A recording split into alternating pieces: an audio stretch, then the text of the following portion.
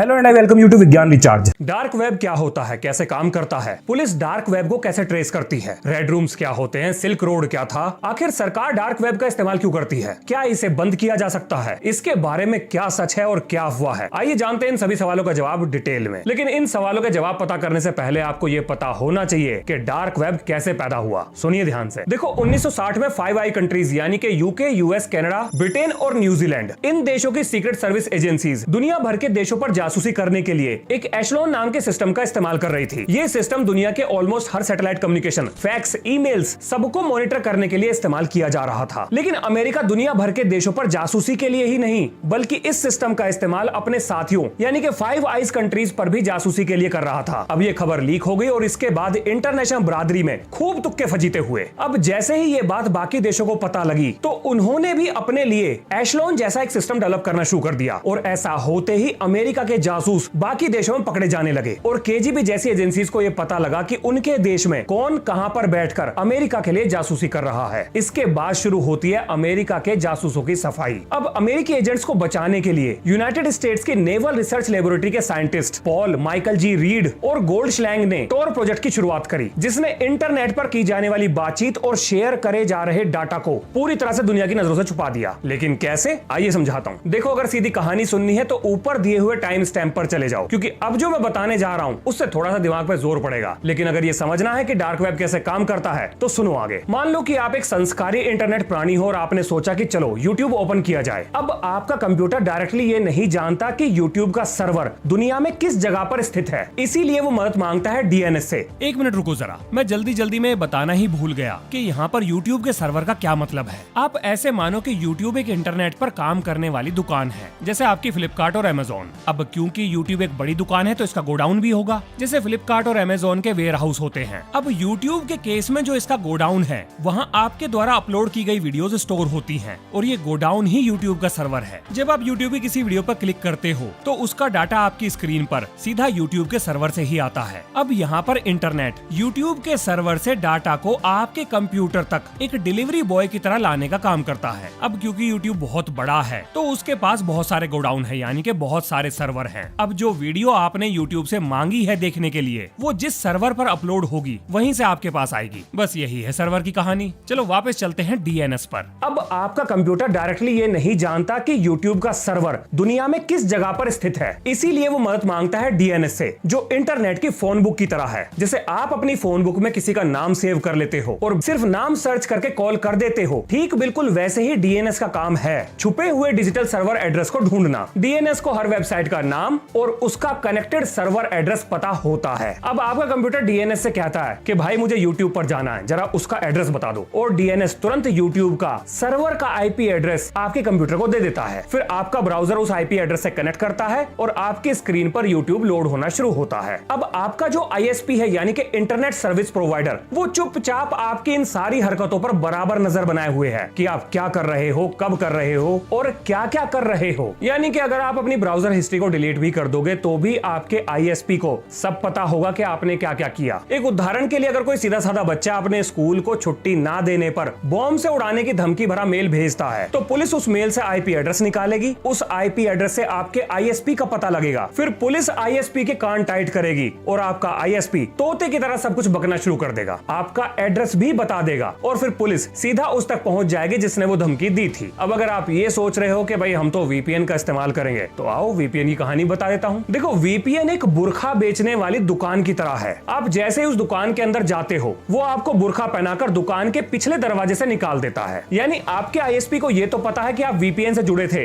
लेकिन आपने जुड़ने के बाद क्या किया ये आपके ISP को नहीं पता लगेगा, क्योंकि VPN आपका असली IP एड्रेस छुपा लेगा और उसकी जगह पर अपना IP एड्रेस दिखाएगा। लेकिन अगर पुलिस पीछे पड़ गई तो पुलिस उस VPN कंपनी के पास जाएगी और फिर उसके पेज टाइट करेगी और फिर वो आपकी सारी जानकारी पुलिस को दे देगा। अब अगर VPN की कहानी क्लियर हो गई तो जरा डार्क वेब को समझ लो। तो देखो, डार्क वेब एक 3 लेयर वाले बॉक्स की तरह है। मान लो कि आपने एक सीक्रेट मैसेज को एक छोटे से बॉक्स के अंदर बंद कर दिया, फिर उस छोटे बॉक्स को एक बड़े बॉक्स में बंद कर दिया, फिर उन दोनों बॉक्स को उससे भी बड़े एक बॉक्स के अंदर बंद कर दिया। अब ये बड़ा बॉक्स आपने किसी के थ्रू एक एड्रेस पर भिजवा दिया। अब जिसको ये बॉक्स मिला उसने जब इसको खोला तो उसके अंदर उसे एक और बॉक्स मिला जिस पर एक और एड्रेस लिखा हुआ था। अब उसने उस बॉक्स को दूसरे एड्रेस पर भेज दिया, फिर वहां पर वो बॉक्स खोला गया जिसके अंदर एक और बॉक्स निकला, उस पर भी एड्रेस लिखा हुआ था। फिर उस आदमी ने उस बॉक्स को तीसरी जगह पर भेज दिया, फिर तीसरे बंदे ने उस बॉक्स को खोला और वो मैसेज उसको जाकर मिला। अब कमाल की चीज ये है कि हर आदमी अगले वाले का एड्रेस जानता था, यानी कि पूरा रास्ता किसी को भी नहीं पता था कि ये बॉक्स कहां से आया है। और डार्क वेब बिल्कुल इसी तरीके से काम करता है, बस इसमें बॉक्स के बजाय नोड्स होते हैं। यानी जैसे ही आप डार्क वेब से जुड़ते हो तो आपकी इंफॉर्मेशन वाला बॉक्स पहले एड्रेस पर पहुंच जाता है, यानी कि पहले नोड पर पहुंच जाता है, फिर वहां से वो दूसरे नोड पर जाता है और फिर तीसरे नोड पर जाता है। अब हर नोड को ये तो पता है कि इस इंफॉर्मेशन को आगे कहां पर भेजना है, लेकिन ये कहां से आई इसके बारे में कोई नहीं जानता। और दुनिया में डार्क वेब से जुड़ा हुआ हर कंप्यूटर नोड की तरह काम कर सकता है अगर जरूरी सेटिंग कर दी जाए तो, जो आपकी हर एक्टिविटी को एनक्रिप्ट कर देते हैं, वो भी एक लेयर से नहीं बल्कि तीन लेयर से। अब क्योंकि यहाँ पर मल्टी लेयर एनक्रिप्शन है, इसीलिए इसे प्याज से कंपेयर किया गया है। जैसे प्याज का एक छिलका उतारने पर दूसरा छिलका निकलता है, ठीक इसी तरह से यहाँ पर भी लेयर के ऊपर लेयर का एनक्रिप्शन है। और इसी मल्टी लेयर एनक्रिप्शन की वजह से अगर आप ध्यान दोगे तो टॉर ब्राउजर का जो आइकन है वो प्याज के फॉर्म में है, और यही वो कारण है जिसकी वजह से डार्क वेब की वेबसाइट्स को ऑनियन वेबसाइट कहा जाता है। अब ये ऑनियन वेबसाइट नॉर्मल वेबसाइट से अलग कैसे होती हैं, जरा ये समझिए। मान लो कि आपको MIT यूनिवर्सिटी का URL नहीं पता, तो आप गूगल पर जाओगे, सर्च करोगे, वहां पर जो रिजल्ट्स आएंगे उनमें से क्लिक करोगे और MIT पर चले जाओगे। लेकिन ऑनियन वेबसाइट के केस में ऐसा संभव नहीं है, क्योंकि इनका गूगल जैसा कोई भी सर्च इंजन नहीं होता और ना ही इनका कोई DNS रिकॉर्ड है कि ये किस सर्वर से लिंक है। कोई भी जानकारी किसी के पास नहीं होती। अगर आपको ऑनियन वेबसाइट का एग्जैक्ट URL नहीं पता तो आप वेबसाइट को एक्सेस नहीं कर सकते, आप उसे नहीं खोल सकते। अब सवाल आता है कि फिर इन वेबसाइट्स के बारे में पता कैसे लगता है। तो देखो, जो लोग इन वेबसाइट को यूज करते हैं वो अलग अलग फोरम्स पर इनके URL को बाकी लोगों के साथ शेयर करते हैं और इसी शेयरिंग के मेथड से ये वेबसाइट बाकी लोगों तक पहुंचती हैं। इसके अलावा इन तक पहुंचने का और कोई तरीका नहीं। अब अगर जो मैंने बताया वो आपके ऊपर से गया तो इसका मतलब कि आपको ये समझने की जरूरत है कि इंटरनेट काम कैसे करता है, जिसके ऊपर मैं पहले एक वीडियो बना चुका हूं और आप चाहो तो इस वीडियो के बाद उसे देख सकते हो। उस वीडियो को देखने के बाद इंटरनेट से जुड़े हुए आपके हर सवाल का जवाब आपको मिल जाएगा। अब टॉर प्रोजेक्ट के पूरा होते ही अमेरिका के सामने सबसे बड़ी चुनौती ये थी कि अगर टॉर को सिर्फ उसके ही जासूस इस्तेमाल करेंगे तो वो दूसरे देश के इन्वेस्टिगेटिव एजेंसीज के रडार पर आ जाएंगे। इसीलिए अमेरिका ने इसे ओपन सोर्स यानी कि पब्लिक के इस्तेमाल के लिए छोड़ दिया। अब क्योंकि इसे आम लोग भी इस्तेमाल कर रहे थे तो उसके जासूस भीड़ का हिस्सा बनकर अपने आप को छुपाने में कामयाब हो गए। अब डार्क वेब की इसी खासियत यानी कि पकड़े ना जाने वाली खासियत की वजह से दुनिया भर के गलत काम इस पर होने लगे, जैसे हथियारों की खरीद, ड्रग्स की तस्करी, human trafficking, fake currency, fake passport और भी ना जाने क्या क्या। यानी कि दुनिया भर की इन्वेस्टिगेटिव एजेंसीज के लिए अमेरिका ने एक ऐसी चरस बो दी थी जिसका इलाज किसी के पास नहीं था। अब आपको बताता हूं डार्क वेब से जुड़ी हुई कुछ ऐसी घटनाओं के बारे में जिन्होंने दुनिया भर की इन्वेस्टिगेटिव एजेंसीज की रातों की नींद उड़ा दी थी। तो पहला है सिल्क रोड केस। रॉस उल्ब्रिच 26 साल का physics graduate, self taught coder, silk road नाम से डार्क वेब पर एक वेबसाइट बनाता है जहां पर सारे गलत काम यानी कि फेक आईडी, ड्रग्स, वेपन्स, सारी चीजों की तस्करी होती है। अब क्योंकि पेमेंट भी क्रिप्टो में हो रही थी तो इसको ट्रेस कर पाना लगभग नामुमकिन था। अब यहाँ पर शुरू होती है जेम्स बॉन्ड वाली कहानी। पूरे 2 साल की जांच पड़ताल के बाद FBI को रॉस की एक पुरानी पोस्ट मिलती है जो उसने किसी फोरम पर करी थी, जहां पर उसने लोगों को यह कहा था कि उसने सिल्क रोड नाम से एक वेबसाइट डिजाइन की है और लोगों को उस पर विजिट करना चाहिए। अब रॉस ने यह पोस्ट तो कर दी लेकिन वो इसको बाद में डिलीट करना भूल गया। अब यहाँ से FBI को एक नाम पता लगा कि कोई रॉस नाम का बंदा है। अब FBI ने उसके सारे सोशल मीडिया अकाउंट्स और उनकी पोस्ट की कुंडली को खंगालना शुरू कर दिया, जिससे उसकी सरकार विरोधी विचारधारा के बारे में पता लगा। अब सिल्क रोड पर उसका नाम था ड्रेड पायरेट। FBI ने ड्रेड पायरेट के नाम से जो पोस्ट की जा रही थी उनको भी खंगालना शुरू करा और ये पाया कि दोनों की विचारधारा लगभग मिलती जुलती है। लेकिन ये सारी चीजें रॉस को दोषी साबित करने के लिए काफी नहीं थी, क्योंकि अमेरिका में चीजें भारत की तरह काम नहीं करती कि पुलिस ने घर से उठा लिया, फिर मार कूट दिया, जज के सामने पेश करके रिमांड ले ली और उसके बाद तारीख पर तारीख पर तारीख, और जब आप कई साल बाद बेगुनाह साबित हो गए तो जज पुलिस से ये कहेगा चलो सॉरी बोलो। ये भारत में ही होता है, ये स्पेशल प्रिविलेज हमारे ही पास है। बस चलो छोड़ो, आगे सुनो। अब FBI ने शक के आधार पर रॉस की फील्डिंग लगा दी कि ये कहां आता है, कहां जाता है, क्या करता है। और 1 अक्टूबर सन 2013 को रॉस सैन फ्रांसिस्को की पब्लिक लाइब्रेरी में शांति से अपने काम करने के लिए जाता है, जहां पर FBI के एजेंट्स स्टूडेंट बनकर, कुछ लोग रिसर्चर बनकर, प्रोफेसर बनकर वहां पहले से ही मौजूद थे। रॉस आराम से बैठता है, अपना लैपटॉप खोलता है, डार्क वेब से कनेक्ट करके अपने एडमिन पैनल को लॉगिन करता है, तभी उसके पीछे दो एजेंट्स आपस में झगड़ना शुरू कर देते हैं। और जैसे ही रॉस पीछे मुड़कर देखता है, एक और एजेंट उसके सामने से लैपटॉप को छीन लेता है। और बस सिल्क रोड का डैशबोर्ड खुला था जिसमें लाइव ऑर्डर्स आ रहे थे, एडमिन पैनल के मैसेजेस थे, चैट विंडो में बायर्स और सेलर्स एक्टिव थे और बिटकॉइन ट्रांजैक्शन साफ साफ देखी जा सकती थी। FBI ने रॉस को अरेस्ट किया, जज के सामने पेश किया और जज ने उसे आजीवन कारावास की सजा दी। अब सिल्क रोड में गिरने के बाद जो जगह खाली हुई उसको भरने आया अल्फाबे, जिसे कनाडा के 26 साल के टेक जीनियस अलेक्जेंडर कार्स ने बनाया था। हाँ, ये भाई साहब भी 26 साल के थे। अब अल्फाबे सिल्क रोड से लगभग 10 गुना बड़ा था। जहां सिल्क रोड पर 8-10 करोड़ के ट्रांजैक्शन महीने में होती थी, वो यहाँ पर एक दिन के अंदर हो रही थी। अब इसमें भी वही समस्या थी कि ये डार्क वेब पर था। मतलब FBI ने तुक्का लगाकर सिल्क रोड तो सॉल्व कर दिया, लेकिन दूसरा केस सॉल्व करना ये तो लगभग नामुमकिन था। अब इसके लिए FBI ने एक रास्ता निकाला। वो लोग खरीदार बनकर इस वेबसाइट पर गए, वहां से ड्रग्स और हैकिंग टूल खरीदे। अब जब आप कोई चीज खरीदोगे तो आपको पैसे भी देने पड़ेंगे, तो इन्होंने क्रिप्टो में पेमेंट करी। ये क्रिप्टो एक वॉलेट में गया। अब FBI उस वॉलेट पर नजर गड़ाकर बैठ गया। उन्होंने ये पता लगा लिया कि ये वॉलेट सिस्टम किस कंपनी के द्वारा ऑपरेट किया जा रहा है। अब एक दिन इस वॉलेट से बहुत सारा बिटकॉइन विड्रॉ हुआ। FBI ने ट्रांजैक्शन को ट्रेस कर लिया, तो पता लगा कि किसी अलेक्जेंडर नाम के व्यक्ति ने इस वॉलेट से पैसा निकाला है, ये मतलब बिटकॉइन निकाला है। इसके अलावा अल्फाबेट के होम पेज पर एक बार एरर हो गया। मतलब कोई नया यूजर जब अपना रजिस्ट्रेशन कर रहा था तो वो रजिस्ट्रेशन लोड नहीं हो रहा था। जब पेज के सोर्स कोड को खंगाला गया तो वहां से एक ईमेल एड्रेस मिल गया। वो अकाउंट भी अलेक्जेंडर के नाम पर ही था। फिर FBI ने उसका रिवर्स मेटा डेटा को स्कैन किया तो IP एड्रेस हाथ लगा जो कि थाईलैंड का था। अब उस IP एड्रेस से ISP का पता लगा, यानी कि इंटरनेट सर्विस प्रोवाइडर का, और उस ISP से अलेक्जेंडर के घर का पता मिल गया।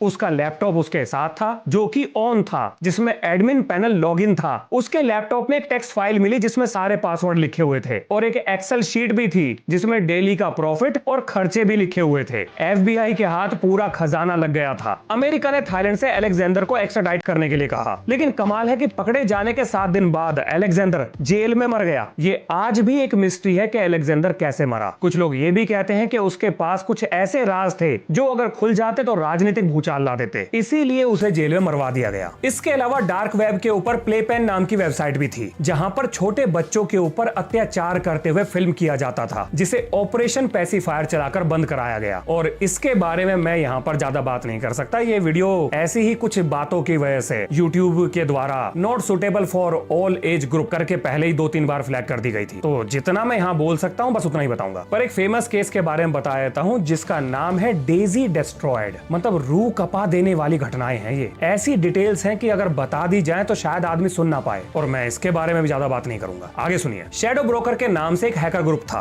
किस देश से था ये तो नहीं पता, लेकिन उसने NSA का हैकिंग टूल चुरा लिया और उसे डार्क वेब पर बेच दिया, जो 2017 में वानाक्राई रैंसमवेयर अटैक हुआ था, जिसने पूरी दुनिया के हॉस्पिटल्स, रेलवेज और कंपनीज को पूरी तरह से ठप कर दिया था। उस टूल को बनाने वाली अमेरिका की नेशनल इन्वेस्टिगेटिव एजेंसी थी, जिसको हैकर्स ने चुराकर डार्क वेब पर बेचा था, जिसकी मदद से बाद में रैंसमवेयर अटैक हुए थे। और ये तो उन चीजों की एक छोटी सी झलक है जो पब्लिक डोमेन में आ गई। असल में हमारी सोच समझ से परे उस दुनिया में सब कुछ होता है। अब जरा डार्क वेब से जुड़े हुए कुछ सवाल जवाब ले लेते हैं। तो पहला सवाल है कि डार्क वेब पर क्या क्या होता है। तो देखो, डार्क वेब पर weapons, fake passport, fake currency, hacking tools, चोरी का डाटा और दुनिया के हर गलत काम से जुड़ी हुई सामग्री अवेलेबल है। और यहाँ पर ऐसे लोग भी हैं जो विसल ब्लोअर का काम करते हैं, यानी कि अगर सरकार ने कुछ गलत करा तो सरकार के रडार से छुपकर वो सरकार की जानकारी पब्लिक में लीक भी करते हैं। अब दूसरा सवाल है, क्या डार्क वेब खतरनाक है? अगर आप कुछ गलत एक्टिविटी करते हो या कुछ गलत डाउनलोड करते हो तो मुसीबत में फंस सकते हो। अब अगला सवाल है, क्या पुलिस डार्क वेब को ट्रेस कर सकती है? बिल्कुल कर सकती है। अगर आप कोई गलती करोगे तो पकड़े जाओगे। और आपको पुलिस की क्षमताओं का पीछे जो मैंने 2 कहानियां सुनाई हैं इससे पता लग गया होगा। अब अगला सवाल है कि ओनियन वेबसाइट्स कैसे मिलती हैं? तो देखो, इन वेबसाइट्स को फोरम्स पर शेयर किया जाता है। इनका कोई सर्च इंजन तो नहीं है। वैसे इनकी लिस्ट शायद हिडन विकी नाम की वेबसाइट पर अवेलेबल है और ये जानकारी भी इंटरनेट पे अवेलेबल है। अगला सवाल है, क्या रेड रूम सच में एग्जिस्ट करते हैं? तो देखो, सबसे पहले ये समझो कि रेड रूम्स होते क्या हैं। देखो, रेड रूम एक ऐसी जगह है जहां पर लोग किसी दूसरे आदमी, औरत या बच्चे को टॉर्चर करते हुए देखने के पैसे देते हैं। वैसे तो ये कहा जाता है कि रेड रूम्स का आज तक कोई सबूत नहीं मिला है, पर देखो ये डार्क वेब है, इससे बाहर जो जानकारी आएगी बस हमें वही पता लगेगी। इसके अंदर क्या क्या हो रहा है पूरी जानकारी किसी को भी नहीं पता है। अगला सवाल है, क्या डार्क वेब पर हिटमैन मिलता है? हिटमैन से यहाँ पर मतलब है किसी की हत्या करने के लिए क्या कोई किराए का किलर मिलता है? तो वेल, ये भी फेक ही है, क्योंकि अभी तक तो कोई पकड़ा गया नहीं है। अगला सवाल है कि अगर गलती से इल्लीगल लिंक खुल गया तो क्या होगा? अगर गलती से कोई इल्लीगल लिंक खुल गया है तो आप उसे तुरंत बंद करो, वहां पर क्लिक ना करो, किसी से बातचीत ना करो और तुरंत वहां से निकल लो, कोई दिक्कत नहीं होगी। क्या डार्क वेब पर सब कुछ गलत ही होता है? मतलब सब कुछ बुराई है, कुछ अच्छा नहीं है? नहीं, अच्छा भी है। आप ये मानो कि दूसरे देश में जो हमारे जासूस काम कर रहे हैं, या रॉ के एजेंट्स मान लो, या कुछ और नाम ले लो, जो सीक्रेट सर्विस से जुड़े हुए लोग हैं, वो डाटा कैसे भेजते हैं? इसी डार्क वेब के थ्रू भेजते हैं, नहीं तो वो ट्रेस हो जाएंगे। तो कुछ मामलों में इसके फायदे भी हैं। अब अगला सवाल है, क्या डार्क वेब को पूरी तरह से बंद किया जा सकता है? तो वेल, नहीं, अब इसको बंद करना असंभव है, नामुमकिन है। देखो, डार्क वेब एक डिसेंट्रलाइज सिस्टम है, इसके सर्वर की कोई लोकेशन नहीं, ये नोड बेस्ड टेक्नोलॉजी पे काम करता है। मतलब इसको ट्रेस करना लगभग नामुमकिन है और इसको खत्म करना भी नामुमकिन है, अनलेस अनटिल के लोग इसका इस्तेमाल करना छोड़ दें, तभी ये खत्म हो सकता है। अब आता है अगला सवाल कि भारत में कौन सी साइबर एजेंसी डार्क वेब को देखती है, मतलब उस पर नजर रखती है? तो देखो जी, ये है CERT-IN, जिसे Indian computer emergency response team भी कहा जाता है। ये NIA यानी कि नेशनल इन्वेस्टिगेटिव एजेंसी, CBI और साइबर सेल और हर स्टेट की साइबर यूनिट, ये सब लोग मिलकर डार्क वेब पर नजर रखते हैं। ये जो आप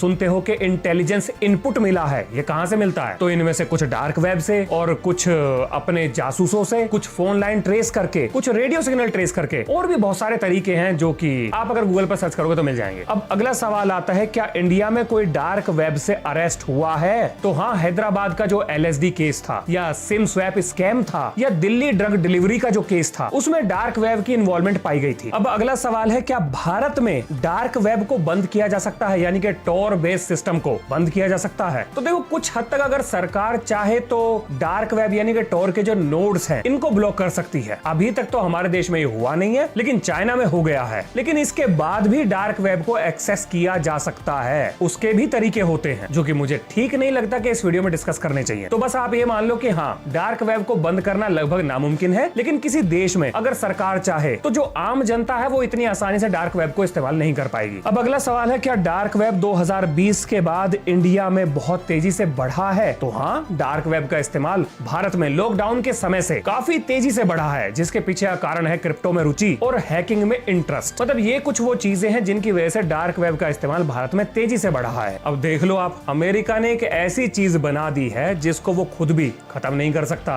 मतलब अमेरिका में 1960 में जासूसी के लिए एशलोन नाम का प्रोजेक्ट बनाया, जिसकी पोल खुलने के बाद टॉर का जन्म हुआ। टॉर मतलब द ओनियन राउटर। फिर इस अनोनिमस सिस्टम पर एक अंडरग्राउंड दुनिया क्रिएट हो गई, जहां सिल्क रोड, अल्फाबे जैसे बाजार आ गए, जिन पर फेक आईडी, हथियार, हैकिंग टूल्स सब कुछ मिलता है। आज भारत में डार्क वेब एक साइलेंट थ्रेट बन चुका है, जिसे समझना और संभालना दोनों जरूरी है। देखो, वैसे तो इस दुनिया को खत्म करना नामुमकिन है, लेकिन हमारी सरकार को राष्ट्रीय सुरक्षा को ध्यान में रखते हुए कुछ जरूरी कदम उठाने की जरूरत है, नहीं तो इसका इस्तेमाल भविष्य में बहुत सारे गलत कामों में किया जाएगा। जैसे जैसे लोगों को इसके बारे में ज्यादा जानकारी होगी, ये चीज सरकार और समाज के लिए खतरा बन जाएगी। इसीलिए अभी से कंट्रोल जरूरी है। देखो, भारत को एक dedicated dark web monitoring cell की जरूरत है, जो इन ऑनियन वेबसाइट्स को मॉनिटर करे, इनका रिकॉर्ड मेंटेन करे। अब इससे ड्रग्स, फेक आईडी या ह्यूमन ट्रैफिकिंग से जुड़े हुए जो केसेस हैं, उन्हें सॉल्व करने में ये कदम बहुत काम आएंगे। इसके अलावा हमारे देश के खिलाफ हो रही साजिशों को भी पकड़ने में यहाँ से मदद मिलेगी। आम आदमी का डाटा सेफ रहेगा और साइबर गुंडागर्दी भी कम होगी। इसके अलावा क्रिप्टो वॉलेट KYC मैंडेटरी होना चाहिए। अगर देश में से कोई भी क्रिप्टो में ट्रांजैक्शन करता है, कोई लेता है या कोई देता है, कुछ खरीदता है या बेचता है, तो उसकी ट्रेल सरकार के पास होनी चाहिए। अगर आप कुछ गलत करोगे तो पकड़े जाओगे, और अगर आप सही काम कर रहे हो तो सरकार भी कुछ नहीं कहेगी। इसके अलावा भारत अलग अलग देशों के साथ इंटरनेशनल साइबर ट्रीटी को भी प्रपोज कर सकता है, जिसमें भारत इंटरपोल, यूरोपोल और FBI के साथ मिलकर डार्क वेब पर हो रही गतिविधियों पर नजर रख सकता है। अब इससे ये फायदा होगा कि अगर किसी देश से कोई चोर या डॉन या फिर किसी तरह का बड़ा क्राइम करके कोई भागता है, तो उसको ट्रेस करने में बड़ी आसानी हो जाएगी। वैसे सरकार एक पब्लिक रिपोर्टिंग प्लेटफॉर्म भी बना सकती है। मतलब अगर गलती से कोई डार्क वेब पर कोई गलत वेबसाइट खोल लेता है और किसी इलीगल एक्टिविटी को होते हुए देखता है, तो वो उसे रिपोर्ट कर सकता है, और ये रिपोर्टिंग बिल्कुल अनोनिमस होगी, यानी कि रिपोर्ट करने वाले के बारे में कोई भी जानकारी किसी को पता नहीं लगेगी। इससे देश की सुरक्षा में एक बड़ा बूस्ट मिलेगा। इसके अलावा भारत सरकार एक साइबर इंटेलिजेंस थ्रेट ग्रिड का भी निर्माण कर सकती है, जो हर स्टेट के साइबर सेल्स को रियल टाइम डाटा ट्रांसफर करेंगे। मतलब अगर उन्हें किसी चीज का शक है